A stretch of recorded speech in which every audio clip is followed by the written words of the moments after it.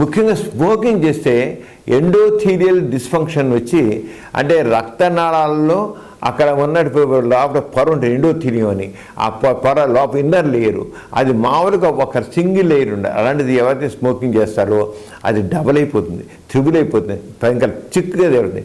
దాంతో రక్తనాళాలు సరడిపోయి దాంతో ఇంకా గట్టిపడిపోయి ఇంకా బీపీ తప్పకుండా వస్తున్నాడు. అంటే స్మోకింగ్ చేసే వాళ్ళల్లో ఒక బీపీ రావడం ఎక్కువ, అలాగే గుండె నొప్పి రావడం ఎక్కువ, తలనొప్పి రావడం ఎక్కువ, పారాలసిస్ రావడం ఎక్కువ, అలాగే సెక్స్ వీక్నెస్ కూడా వస్తుంది దానివల్ల. అంటే స్మోకింగ్ మంచిది కాదు.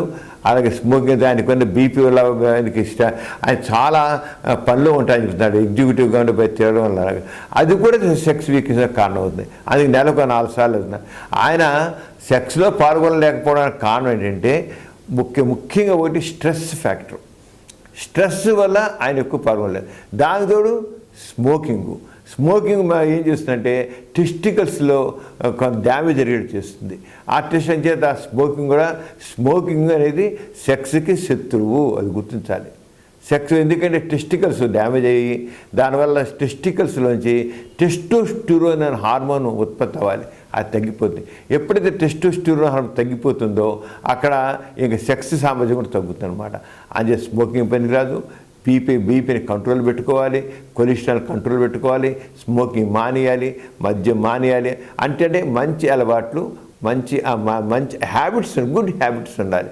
ఎవరికైతే గుడ్ హ్యాబిట్స్ ఉంటాయో, ఎవరైతే రోజు వ్యాయామం చేస్తారో, ఎవరైతే చక్కగా మంచిగా పళ్ళు తీసుకుంటారో, ఫ్రూట్స్ తీసుకోవాలి. ఫ్రూట్స్ తీసుకున్నట్లయితే మా ఆరోగ్యం చక్కగా ఉంటుందన్నమాట. అంటే షుగర్ లేకుండా చూసుకోవాలి, ఫ్రూట్స్ తీసుకోవాలి, ఫ్రూట్ జ్యూసెస్ తాగాలి.